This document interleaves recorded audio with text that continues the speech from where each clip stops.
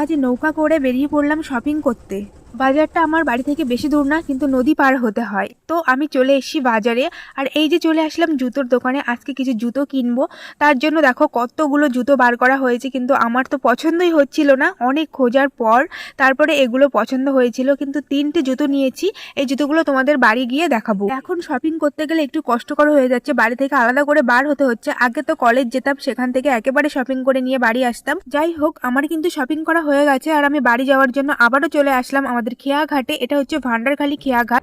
আর ওই যে দেখা যাচ্ছে ওই পার, ওটা হচ্ছে নেবুখালি পার। আমি এখন ওপারে যাব, কারণ ওই পারটাতে আমাদের বাড়ি।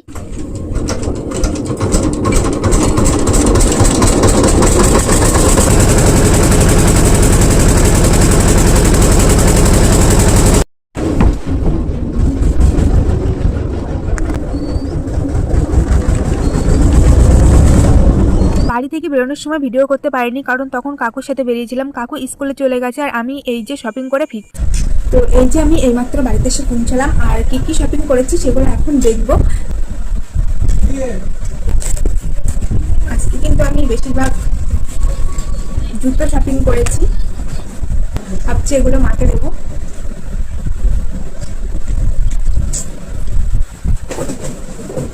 আর এই যে একটা আছে হিলের উপরে, কিন্তু অনেকটা হিলের উপরে আছে, এটা ঠিক এরকমই।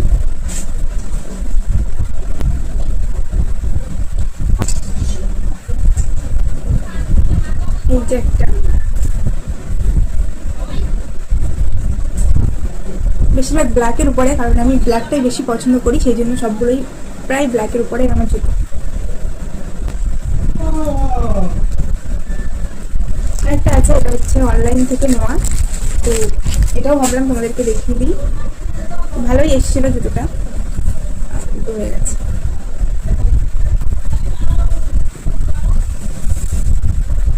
জুতোটা ঠিক ঠিক এমনটাই জুতোগুলো নিয়েছি। এবার জুয়েলারি,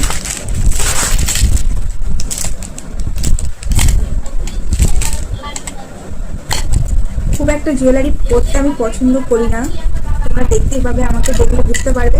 খুব একটা জুয়েলারি আমি পরি না, আমার গলা কান সবসময় খালি থাকে। আমার অনেকগুলোই আছে, তার সত্ত্বেও খালি থাকে। তবুও নিয়েছি এগুলো সিম্পলের উপরে, একটু শাড়ি পরলে পরতেই হয়। এই যে এই চেনটা নিয়েছি, পেন্ডেন্ট নিয়েছি।